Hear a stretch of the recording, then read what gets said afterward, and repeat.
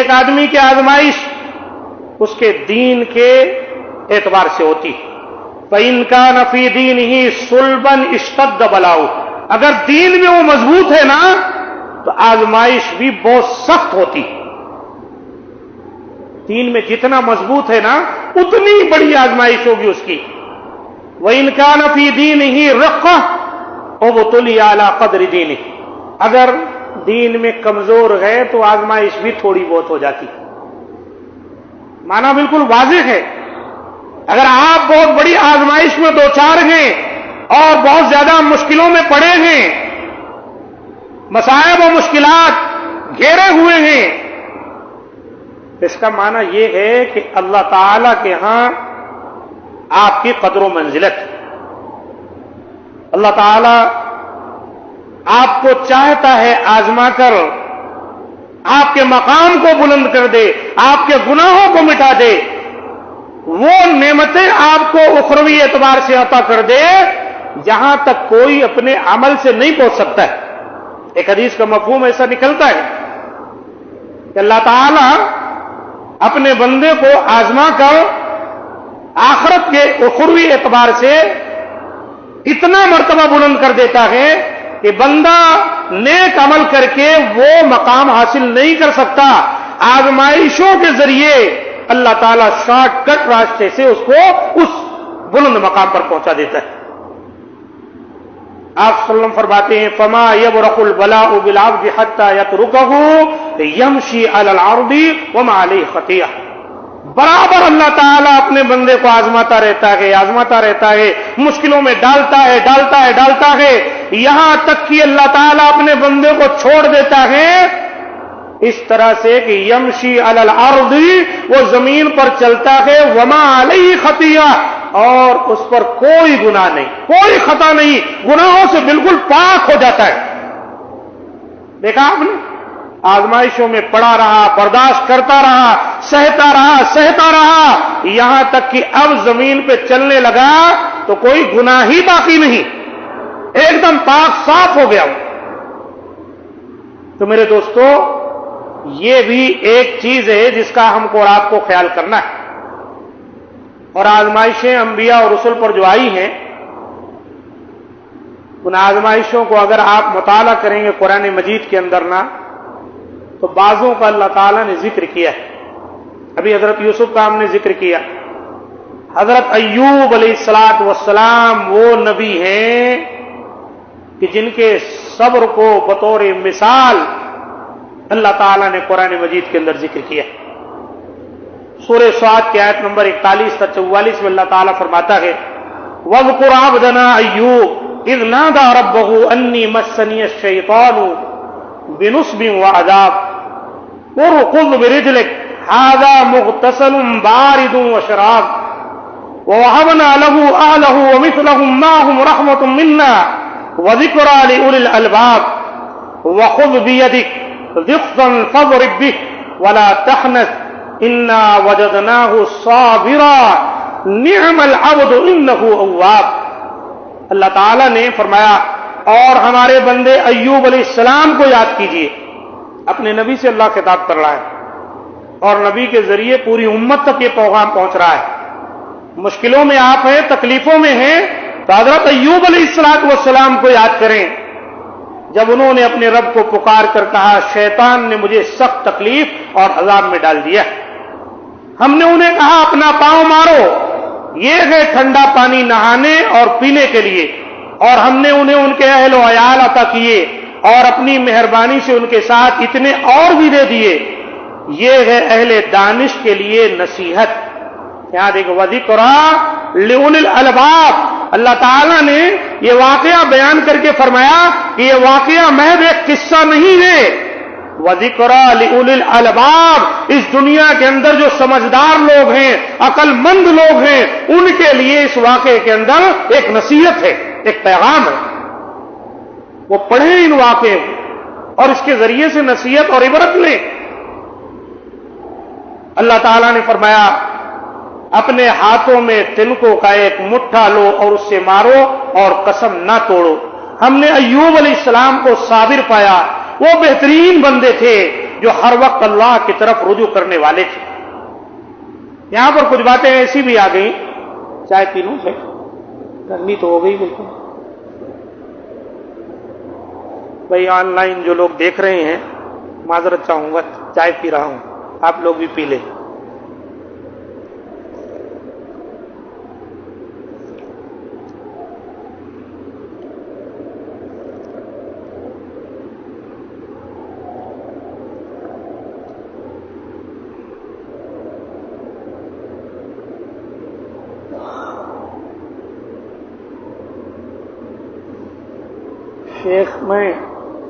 شیخ میں سر پر دوڑتا چلا جا رہا ہوں، کچھ وقت تو مقرر نہیں ہے، چل سکتے ہیں نا؟ ہاں۔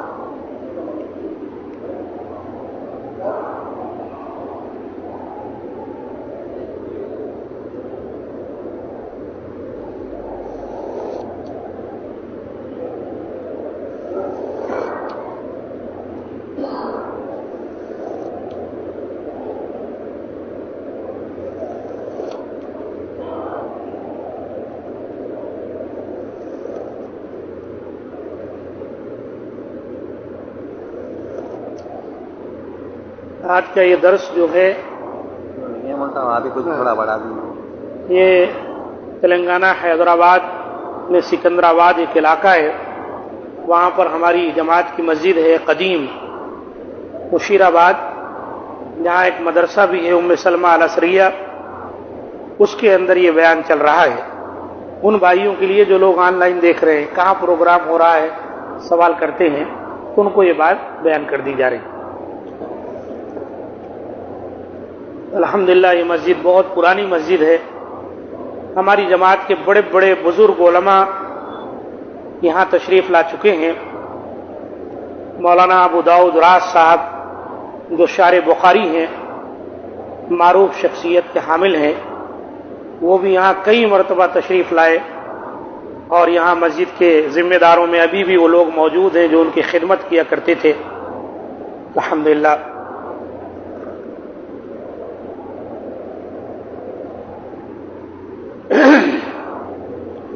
تو عزیز ساتھیوں، بات یہ چل رہی تھی کہ اللہ تعالیٰ نے سورہ صاد کی ان آیتوں میں ایک بات یہ بیان فرمائی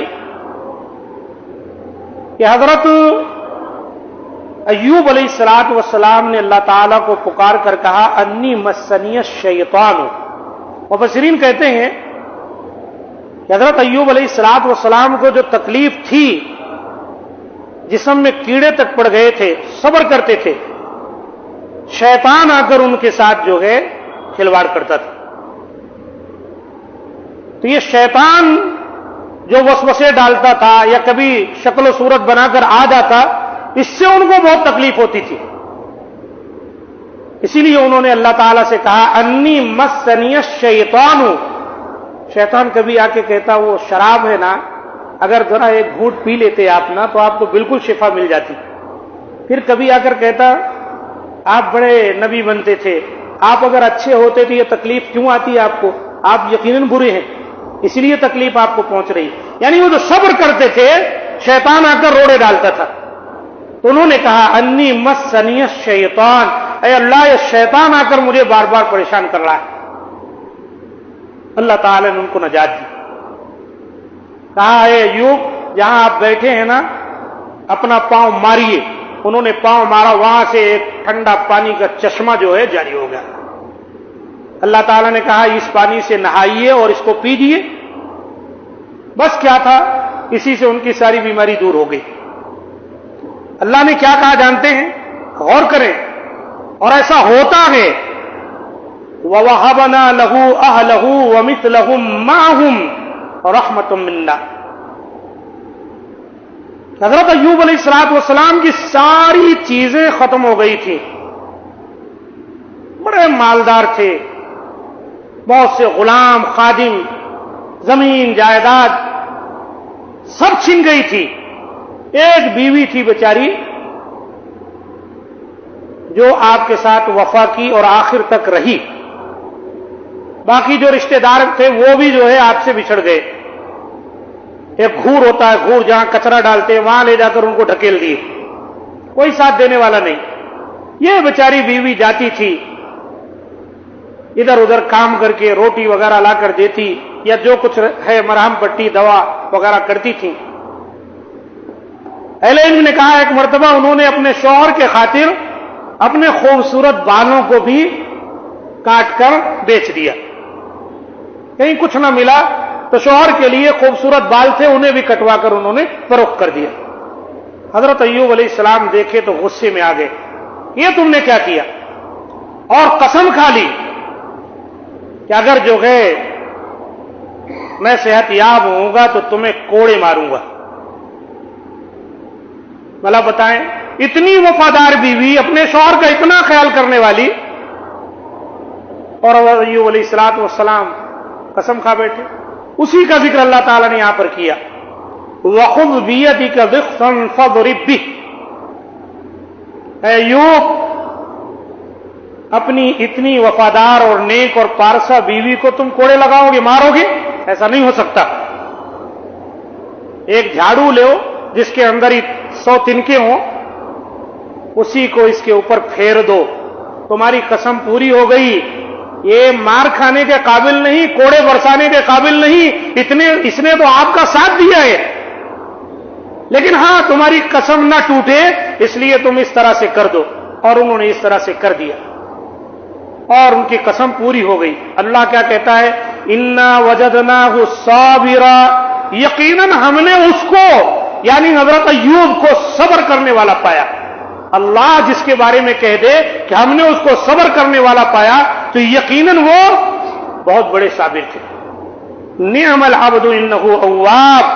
اللہ تعالیٰ فرماتا ہے وہ بہترین بندے تھے اور ہر وقت اللہ کی طرف رجوع کرنے والے تھے.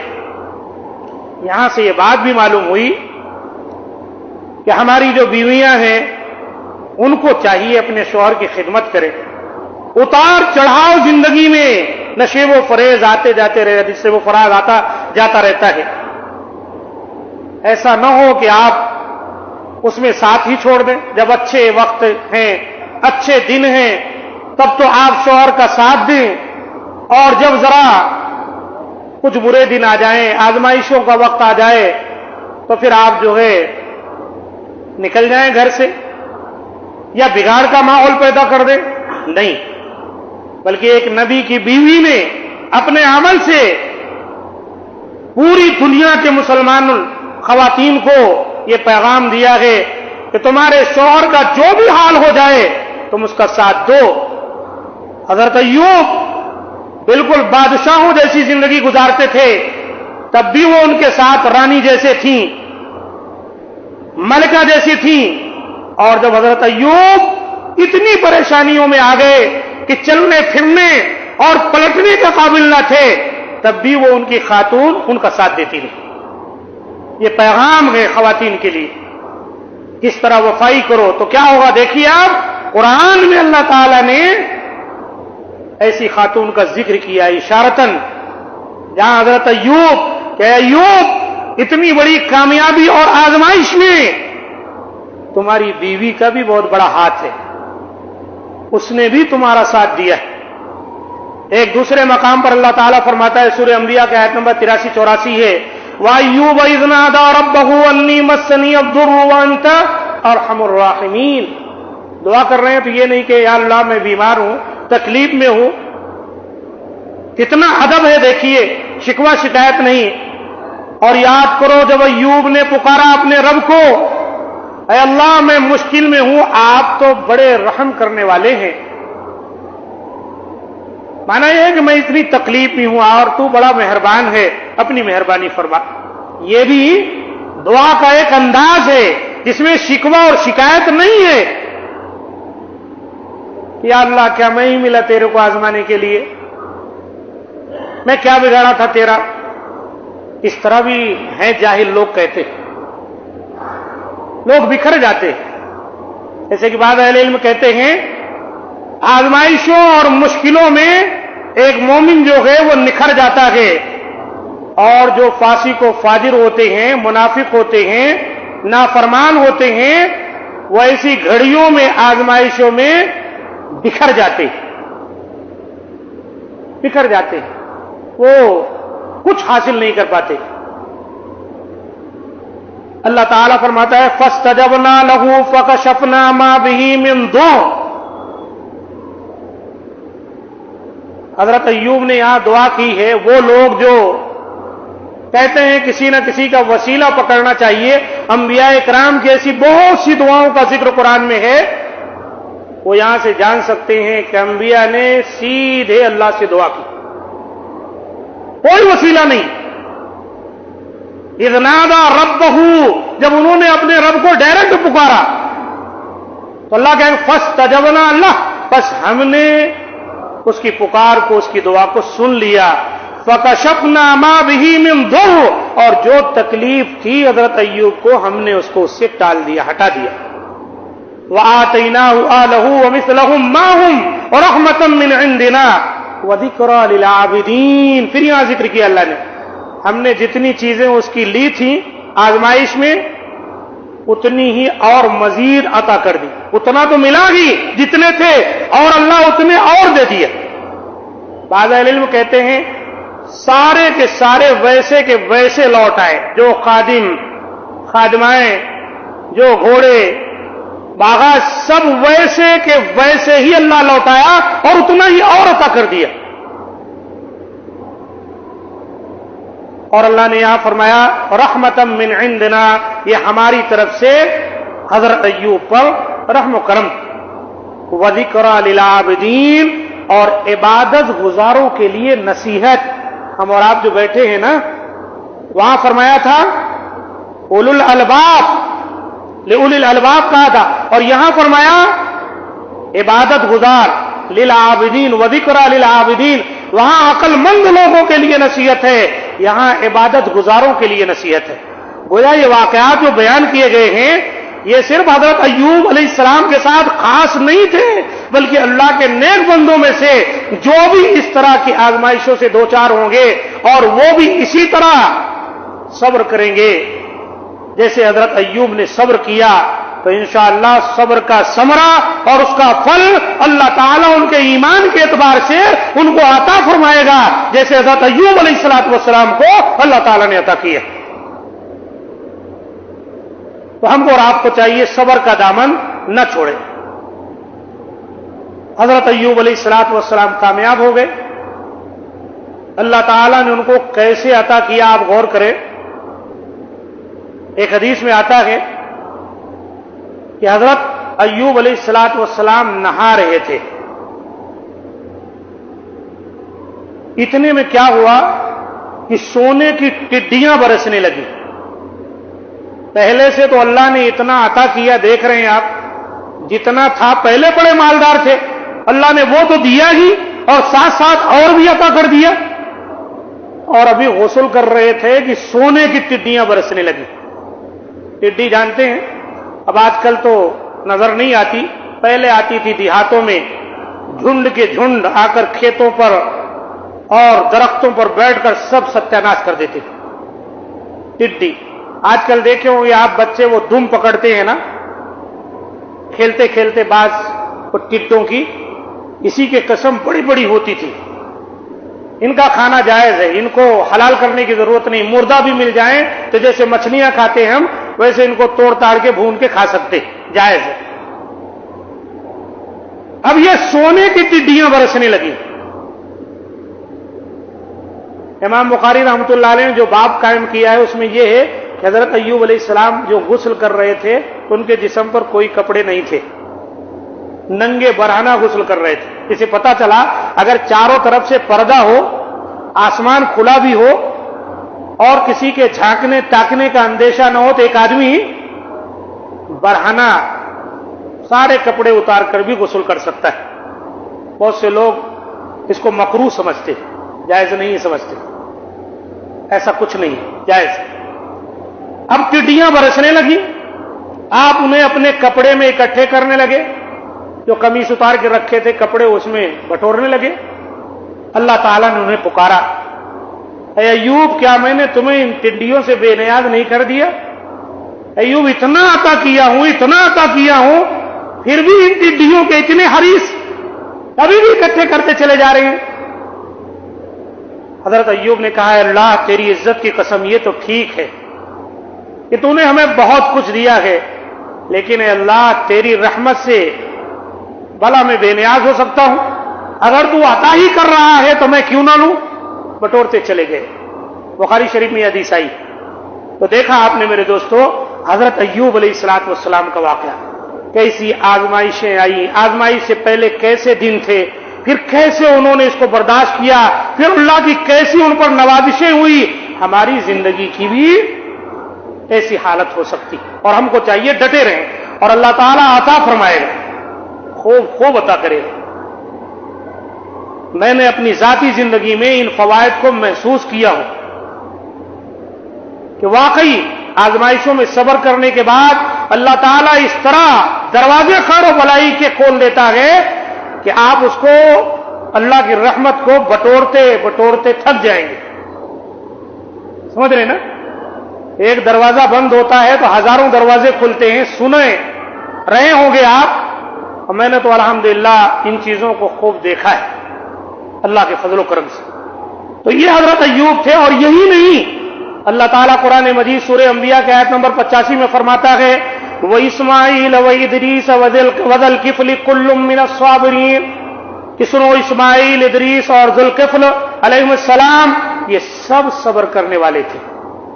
اللہ کے نبی جتنے تھے صبر کرتے تھے، اور ہمارے نبی جناب محمد صلی اللہ علیہ وسلم بھی بہت صبر کرنے والے تھے، اور یہ تو ہمارے لیے نمونہ ہے۔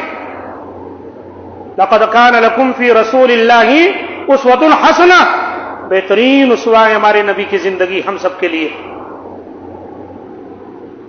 ایک مرتبہ حضرت عائشہ رضی اللہ تعالی عنہا نے نبی کریم صلی اللہ علیہ وسلم سے سوال کیا کہ اللہ کے رسول، یوم احد میں جتنی تکلیف آپ کو پہنچی، کہ آپ کے دندان مبارک شہید ہو گئے تھے، آپ کو چوٹ آئی تھی، کیا اس سے بھی سخت آپ کی زندگی میں آپ کو کوئی تکلیف پہنچی ہے؟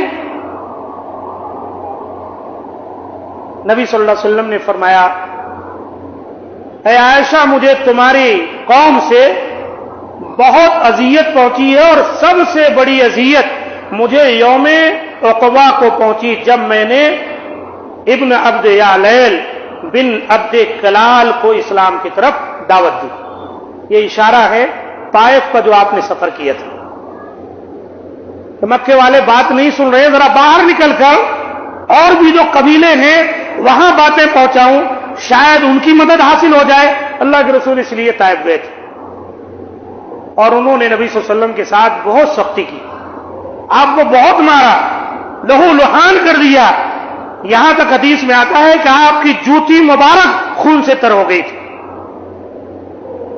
ان تکالیف سے آپ گزرے، سر جھکائے ہوئے، افسردہ، راستہ چلتے چلے آ رہے تھے زخمی حالت میں، کہ اللہ کے رسول کہتے ہیں قرن الثعالب جو اہل نجد کا میقات ہے، اس کے قریب جب آپ پہنچے تو آپ کہتے ہیں میں نے اپنا سر اٹھایا تو اچانک کیا دیکھتا ہوں کہ ایک بادل مجھ پر سایہ فگن، یہ فگن ہے، ایک بادل آ گیا اس طرح۔ میں نے اس کی طرف دیکھا تو اس میں حضرت جبریل علیہ السلام نظر آئے، انہوں نے مجھے پکارا اور کہنے لگے، آپ کی قوم نے آپ سے جو کچھ کہا ہے اور آپ سے جو سلوک کیا ہے اسے اللہ تعالی نے سن لیا ہے اور اللہ دیکھ لیا ہے۔ اس نے آپ کی طرف پہاڑوں کے فرشتے کو بھیجا ہے تاکہ آپ جو چاہیں اسے حکم صادر کر دیں آپ کی مدد کے لیے۔ چنانچہ اس فرشتے نے مجھے پکارا، اللہ کے رسول کہتے ہیں اس پہاڑوں پر معمور فرشتے نے پکارا اور سلام کرنے کے بعد کہا، یا محمد ذالک فیما شئت ان شئت ان اطبق علیہم الاخشبین، اے محمد آپ جیسے چاہیں گے اسی طرح ہوگا، اگر آپ کی منشا ہو تو میں دونوں پہاڑوں کو آپس میں ملا دوں اور یہ سب ان کے درمیان ہلاک ہو جائیں جنہوں نے آپ کو تکلیف دی۔ ایک معنی یہ ہو سکتا ہے